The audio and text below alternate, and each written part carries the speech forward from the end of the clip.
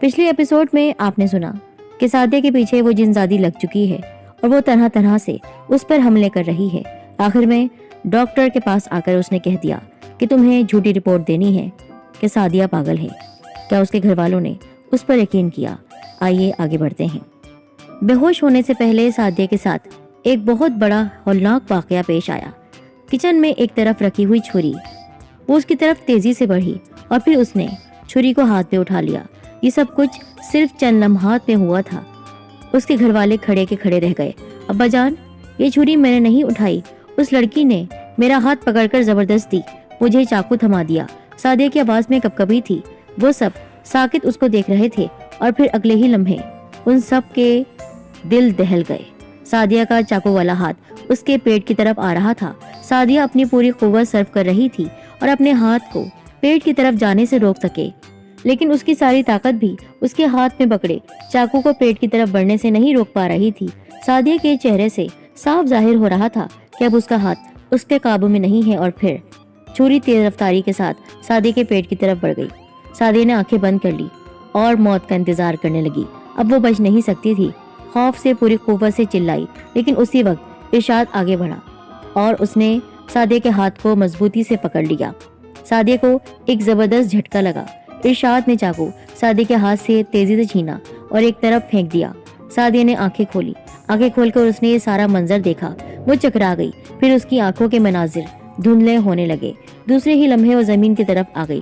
ارشاد نے فوراً آگے بڑھ کر اسے تھام لیا۔ سعدیہ اس وقت مکمل طور پر بے ہوش ہو چکی تھی۔ کافی دیر بعد سعدیہ کو ہوش آیا۔ اس نے کمزوری سے ادھر ادھر دیکھا، پھر بستر سے اٹھنے کی کوشش کرنے لگی۔ تبھی اسے باہر ہال سے شہزاد کی آواز سنائی دینے لگی۔ سر، میں آپ سے ایک بات کہنا چاہتا ہوں۔ سعدیہ کو اب گھر میں رکھنے میں بہت بڑا خطرہ ہے۔ آج اس نے اپنی جان لینے کی بھرپور کوشش کی ہے، کل کو ہمیں بھی نقصان پہنچا سکتی ہے۔ مجھے لگتا ہے اسے پاگل خانے بھیج دینا چاہیے۔ شہزاد نے یہ بات جیسے ہی کی، شہباز احمد غضبناک انداز میں اٹھے اور شہزاد کے چہرے پر ایک زناٹے دار تھپڑ رسید کیا۔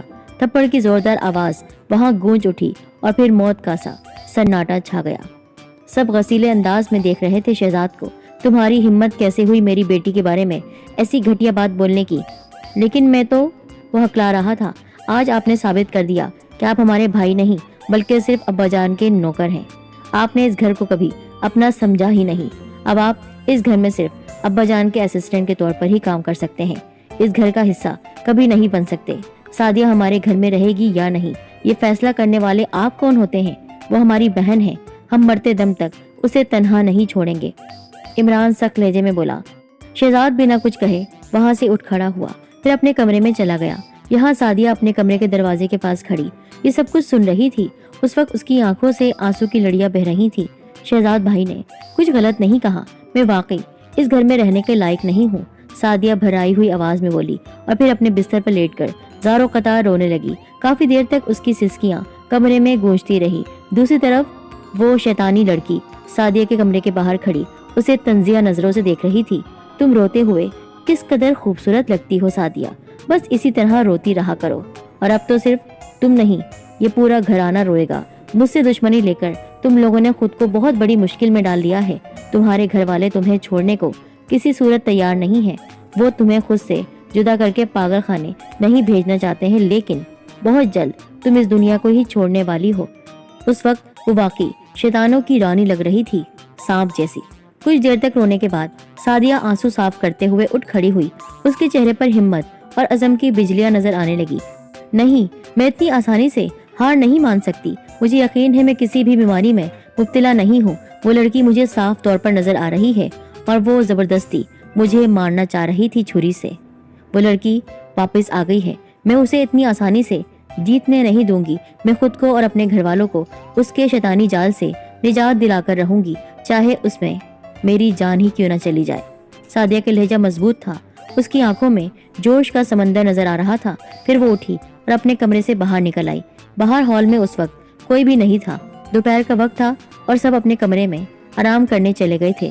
سعدیہ ہال سے نکلتی ہوئی ریسٹ ہاؤس سے باہر نکلتی چلی گئی۔ کچھ دیر بعد وہ ڈاکٹر رخسانہ کے کلینک کے باہر کھڑی تھی۔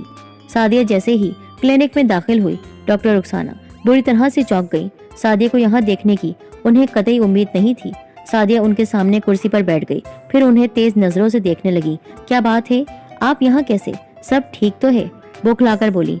आप तो ठीक है ना डॉक्टर? क्योंकि मैं तो बिल्कुल ठीक हूँ, लेकिन आपका कहना है कि मैं ठीक नहीं हूँ, इसलिए आप मुझे ठीक नहीं लग रही हैं। एक सांस में कहती चली गई। फिर वो चौंक कर उठी। वो ना चाहते हुए भी इशाद की तरह बात करने लगी थी। डॉक्टर उसे हैरान होकर देख रही थी। सादिया ने उसे चाकू वाला सारा वाकया कह सुनाया। फिर कहने लगी, मुझे यकीन है कि मुझे कोई दिमागी बीमारी नहीं है। मुझसे जबरदस्ती चाकू उठवाया गया था और फिर मेरे ही हाथों से मुझे मारने की कोशिश की गई थी। वो लड़की मेरी आंखों के सामने किचन में थी। उसकी एक एक हरकत मैंने देखी है पूरे होशो हवास में, कि वो किस तरह मुझे मजबूर कर रही थी कि मैं छुरी उठाऊं और जबरदस्ती मुझे थमा रही थी छुरी। अब आपको क्या लगता है मैं आपकी इस बात पर यकीन करूंगी कि ये सब मेरे दिमाग की मनगढ़ंत कहानी है, जबकि मैं खुद अपनी आंखों से पूरे होशो हवास में उसको सब करता हुआ देख चुकी हूँ। अगर आप सच्ची हैं तो साबित करके दिखाइए। मैं आपकी रिपोर्ट पर यकीन नहीं कर सकती हूँ, सादिया ने सर्द लहजे में कहा। डॉक्टर ने एक पल के लिए उसे देखा और फिर एक कागज लिया, कलम संभाला और कुछ लिखने लगी। सादिया हैरत से उन्हें देख रही थी। अपनी तहरीर मुकम्मल करने के बाद उन्होंने मेज की दराज से कुछ और कागजात निकाले और सादिया के हवाले कर दिए। सादिया पढ़ रही थी। लिखा था, मैं जानती हूँ कि तुम बिल्कुल ठीक हो, तुम्हें कोई दिमागी मसला नहीं है, तुम पागल नहीं हो, बिल्कुल नॉर्मल हो, लेकिन मैं मजबूर हूँ सादिया, ये बात किसी को नहीं बता सकती क्योंकि मुझे उस खबीस लड़की ने मौत की धमकी दी है। मेरा गला दबा दिया था। अगर मैं उसकी बात नहीं मानती तो वो मुझे मार देती। मुझे माफ कर देना सादिया, मैंने सुना है कि जन्नाती मखलूकात पढ़ना लिखना नहीं जानती हैं, इसलिए तुम्हें ये सब कुछ लिखकर दे रही हूँ। और साथ ही रिपोर्ट भी देख लो जो बिल्कुल सही है, जिसे मैंने उसके कहने पर छुपा दिया था और गलत रिपोर्ट तुम्हारे वालिद साहब को दी थी। सादिया एक पल के लिए हैरान रह गई। रिपोर्ट उसके सामने थी जिसमें साफ लिखा हुआ था कि सादिया का दिमाग बिल्कुल नॉर्मल है, उसे कोई भी दिमागी मसला नहीं है, कोई भी बीमारी नहीं है। डॉक्टर ने बेबसी से वो रिपोर्ट वापस मांगने का इशारा किया, क्योंकि अगर सादिया घर वालों को रिपोर्ट दिखा देती तो डॉक्टर की जान खतरे में पड़ जाती। सादिया ने बेचारगी के आलम में वो तहरीर और साथ में रिपोर्ट भी डॉक्टर के हवाले कर दी। फिर वो चुपचाप उठी और क्लिनिक से बाहर निकल आई। क्लिनिक में डॉक्टर को अब अपने सर से भारी बोझ हटता हुआ महसूस हो रहा था। उन्होंने सर सादिया को बता दिया था। दिल मुतमईन था। उस वक्त दोपहर के 12:30 बज रहे थे। चलचलाती हुई धूप थी। गर्मी की वजह से क्लिनिक बिल्कुल खाली पड़ा हुआ था। डॉक्टर ने अपना सर कुर्सी से टिका दिया और ठंडी सांस ली, लेकिन तभी एक रस्सी दीवार से निकलकर डॉक्टर के गले की तरफ आई और फिर गले में फंदे की तरह फंस गई। डॉक्टर के मुंह से घुटी घुटी आवाज निकली। दूसरी तरफ उस रस्सी का दबाव बढ़ता चला गया। वो हाथ पांव चलाने लगी। काफी देर तक वो तड़पती रही और फिर उसका दम घुटने लगा, सांस उखड़ने लगी। उनका चेहरा सुर्ख हो गया। रस्सी ने उसके गले को दबोच रखा था और वो अपनी पूरी कोशिश करने के बावजूद रस्सी गले से निकाल नहीं पा रही थी। आखिर डॉक्टर के मुंह से एक दिल खराश चीख निकली और फिर उन्होंने दम तोड़ दिया। गर्दन तोड़ चुकी थी वो रस्सी। कुछ देर बाद वो आंखों में जिंदगी की हसरत लिए कुर्सी पर बेसुध पड़ी हुई थी। उस शैतानी लड़की के हाथों से मरने वालों की लिस्ट में मौलवी अब्दुर्रहमान के बाद अब वो डॉक्टर भी शामिल हो चुकी थी। सादिया अपने कमरे में दाखिल हुई तो बुरी तरह से चौंक उठी। इरशाद उसके बिस्तर पर बैठा उसे तेज नजरों से घूर रहा था। मैं पूछ सकता हूँ आप कहाँ गई थी मैडम? इरशाद के लहजे में शदीद तंज था। मैं क्लिनिक गई थी डॉक्टर रुखसाना के पास। मैं उनसे अपनी बीमारी के बारे में पूछने गई थी कि वाकई मुझे कोई बीमारी है या नहीं, क्योंकि मुझे नहीं लगता कि मुझे कोई बीमारी है। मुझे यही लगता है कि वो जिन लड़की मेरे पीछे पड़ी हुई है, बल्कि उसके इरादे तो हम सबको नुकसान पहुंचाने के हैं। इससे पहले कि उसका निशाना मेरे घर वालों की तरफ जाए, मैं उसे हमेशा हमेशा के लिए खत्म कर दूंगी। मैं तुमको कुछ नहीं होने दूंगी।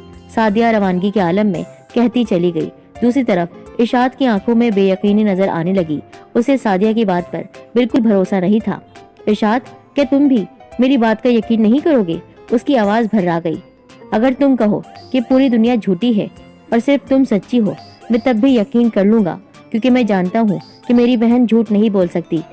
लेकिन अगर तुम ये कहो कि वो आसेबी लड़की, वो जिनजादी जो हमारी आंखों के सामने मरी थी, धुआं धुआं होकर गायब हो गई थी, वो जिंदा हो गई है, या तुम्हारी दिमागी रिपोर्ट सब गलत है, तो तुम्हें कोई धोखा नहीं हो रहा, तुम बिल्कुल ठीक हो, तो इस बात पर भला मैं कैसे यकीन कर सकता हूँ? क्योंकि जो कुछ मेरी आंखों ने देखा और जो कुछ मेरे कानों ने सुना, उससे मैं कैसे झुठला सकता हूँ? मेरी आंखों ने उस जिनजादी को मरते हुए देखा था, मेरी कानों ने उसकी आखिरी चीखें सुनी थी, और डॉक्टर ने भी साफ साफ कहा है कि अब तुम्हारा दिमाग तुम्हारे काबू में नहीं रहा। मैं जानता हूँ तुम ये सब जानबूझकर नहीं कर रही, तुम सच में वो सब कुछ देख रही हो, वो सब कुछ महसूस कर रही हो जिसका कोई वजूद दर हकीकत है ही नहीं। मैं तुम्हारे साथ सिर्फ हमदर्दी ही कर सकता हूँ सादिया, और कुछ नहीं। ये कहता हुआ वो चला गया, फिर कमरे के दरवाजे से बाहर निकल गया। सादिया बुत की तरह उसे कमरे से बाहर जाते हुए देखती रही, फिर उसके लब हिले। मैं जानती हूँ इरशाद, जो वाकयात मेरे साथ पेश आ रहे हैं उसके बाद कोई भी मेरी बात पर यकीन नहीं करेगा। तुम्हारा इसमें कोई कसूर नहीं है। मैं इस वक्त जितनी बेबस हूँ शायद ही कोई इस कदर बेबस हुआ हो। मैं अल्लाह ताला से दुआ करती हूँ कि जिन हालात से इस वक्त मैं गुजर रही हूँ वो किसी दुश्मन के साथ भी पेश न आए।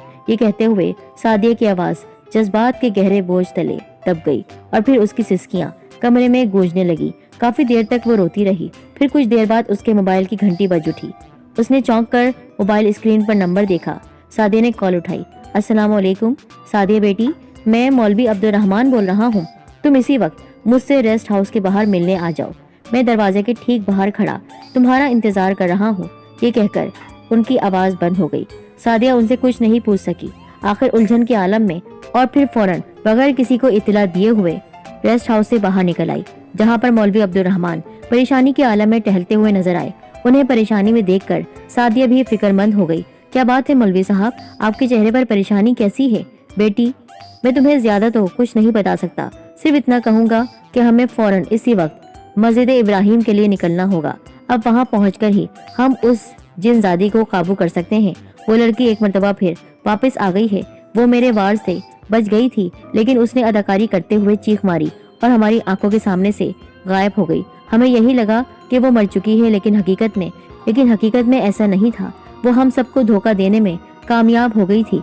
अब उसकी ताकत कई गुना बढ़ गई है, क्योंकि इस वक्त वो जख्मी शेरनी के रूप में नजर आ रही है। जख्मी शैतान और भी ज्यादा खतरनाक होता है। इससे पहले कि वो तुम्हें या तुम्हारे घर वालों को कोई भारी नुकसान पहुंचाए, हमें फौरन उसका बंदोबस्त करना होगा। इसके लिए हमें यहाँ से 50 मील दूर मस्जिद इब्राहिम जाना होगा। वहाँ बड़े बड़े जिन्नात भी अपनी ताकत खो देते हैं। तुम्हें इसी वक्त मेरे साथ चलना होगा।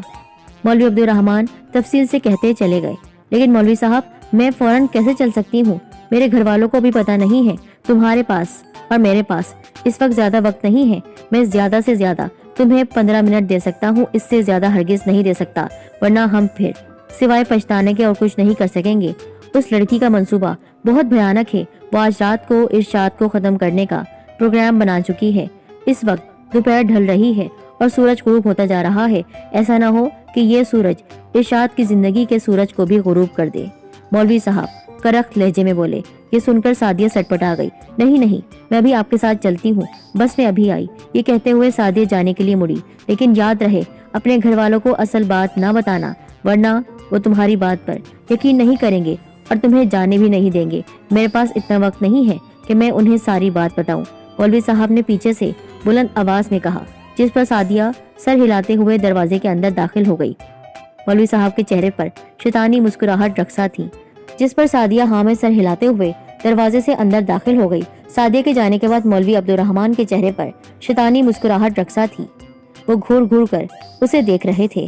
जाओ, जल्दी होकर आओ, तुम्हारा वक्त आ चुका है सादिया। सादिया जल्दी से रेस्ट हाउस के हॉल में आई और घर वालों को पुकारने लगी। वो सब उस वक्त अपने अपने कमरों में थे। शहजाद की सादिया को पागल खाने भेजने वाली बात ने उन सबको हिलाकर रख दिया था।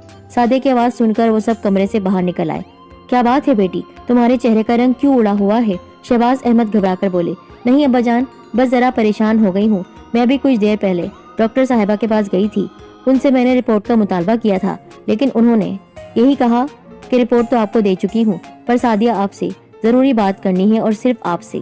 बेटा, हम भी तुम्हारे साथ चलते हैं। आखिर डॉक्टर तुमसे क्या बात करना चाहती हैं? नहीं अब्बा जान, मैं एक बार तन्हाई में उनसे तफसील से सारी बात पूछना चाहती हूँ, क्योंकि उन्होंने कहा है सादिया आपको अकेले ही आना होगा। आप मुझे एक मौका दें प्लीज। उन सब ने सर हिला दिया। ठीक है बेटा, तुम अकेली चले जाओ, लेकिन जल्दी वापस आ जाना। परेशान न हो, मैं बस अभी आ जाऊंगी, सादिया ने तसल्ली देते हुए कहा। फिर वो भराए हुए लहजे में उन सब की तरफ देखने लगी। अब्बा जान, मैं आपकी सबसे अच्छी बेटी हूँ ना? ये कहते हुए सादिया के आंसू पलकों पर अटक गए। हाँ बेटी, भला ये भी कोई पूछने की बात है? मेरी सबसे लाडली बेटी, तुम्हारे सिवा और कौन है? भाइयों की तरफ मुड़ी। मैंने जिंदगी में कभी भी तुम सबसे लड़ाई की हो, तुम्हें परेशान किया हो तो मुझे माफ कर देना। सादिया की आवाज भर्राई हुई थी। तुम इस तरह की अजीब बातें क्यों कर रही हो? चुपचाप फौरन डॉक्टर साहिबा से मिलकर आ जाओ। इरशाद ने उसके कान को खींचते हुए कहा। बस मैं चाहती हूँ आप सब खुश रहें। मैं आप लोगों के साथ रहूं या ना रहूं, आप सबके चेहरे पर मुस्कुराहट बनी रहे, जज्बात में बहते हुए बोली और फिर रेस्ट हाउस के दरवाजे से बाहर निकल गई। वो सब खोए खोए अंदाज में उसे बाहर निकलते हुए देखते रहे। उन्हें एक पल के लिए लगा जैसे सादिया उन सबको हमेशा हमेशा के लिए छोड़कर जा रही है। बेख्तियार उन सबकी आंखें भीग गईं। दूसरी तरफ सादिया रेस्ट हाउस के बाहर मौलवी साहब के साथ अब सबसे खौफनाक सफर पर रवाना हो रही थी। सादिया के जाने के बाद वो सब हॉल में ही बैठ गए और बेसब्री से उसका इंतजार करने लगे। इंतजार करते करते आधा घंटा गुजर गया। आखिर शहबाज अहमद बेचैनी महसूस करने लगे। उन्होंने मोबाइल से सादिया का नंबर डायल किया और कॉल लगाई। घंटी की आवाज़ सादिया के कमरे में बजती हुई महसूस हुई। वो सब चौंक कर सादिया के कमरे की तरफ बढ़े। कमरे के बिस्तर पर सादिया का मोबाइल पड़ा हुआ था। वो सब फिक्रमंद हो गए। सादिया अपना मोबाइल घर पर ही छोड़ गई थी। न जाने क्यों मुझे लग रहा है सादिया किसी बहुत बड़ी मुसीबत में फंस गई है। मैं बहुत घबराहट महसूस कर रहा हूँ। मैं भी डॉक्टर को फ़ोन करता हूँ और सादिया की खैरियत पूछता हूँ। शहबाज अहमद की आवाज़ लरज रही थी। उन्होंने डॉक्टर को कॉल लगाई। अगले सेकंड सिलसिला मिल गया। अस्सलाम वालेकुम, डॉक्टर रुखसाना बात कर रही हैं। मैं मैडम का असिस्टेंट बोल रहा हूँ। कुछ देर पहले किसी ने डॉक्टर साहब का कत्ल कर दिया है। उनकी लाश क्लिनिक में मिली है। दूसरी तरफ से डॉक्टर के असिस्टेंट की दुख भरी आवाज़ सुनाई दी। उसकी बात सुनकर शहबाज अहमद सख्ते में आ गए। उनके हाथ से मोबाइल गिर गया। इरफान और दूसरे हैरतज़दा उनकी तरफ बढ़े। क्या बात है अब्बाजान, क्या कहा डॉक्टर ने? इरफान परेशान होकर बोला। थोड़ी देर पहले किसी ने डॉक्टर का कत्ल कर दिया है। शहबाज अहमद कपकपाती हुई आवाज़ में बोले। क्या? वो सब चिल्ला उठे। खौफ के मारे उन सब के रंग जर्द पड़ गए।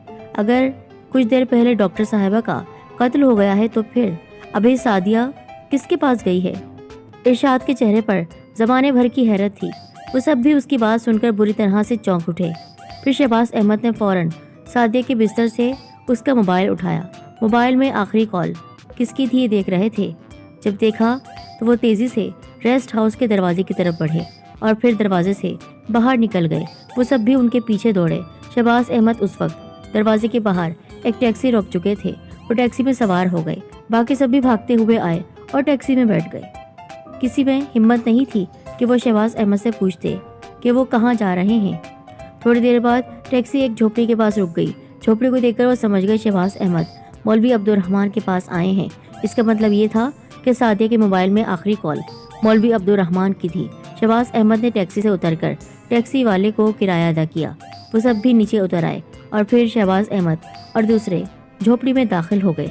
अगले लम्हे ने उनके जिस्म का रुआं रुआं लर्जा कर रख दिया। उनके मुंह से दहशतनाक चीखें निकली।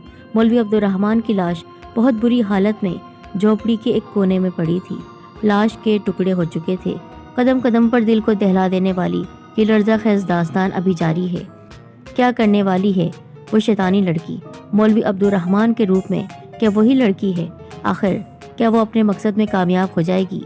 कैसे होगा शर का खात्मा और कैसे होगी खैर की जीत? क्या सादिया बचा पाएगी अपने घर वालों को उस जिनजादी से? लास्ट एपिसोड ज़रूर देखिएगा।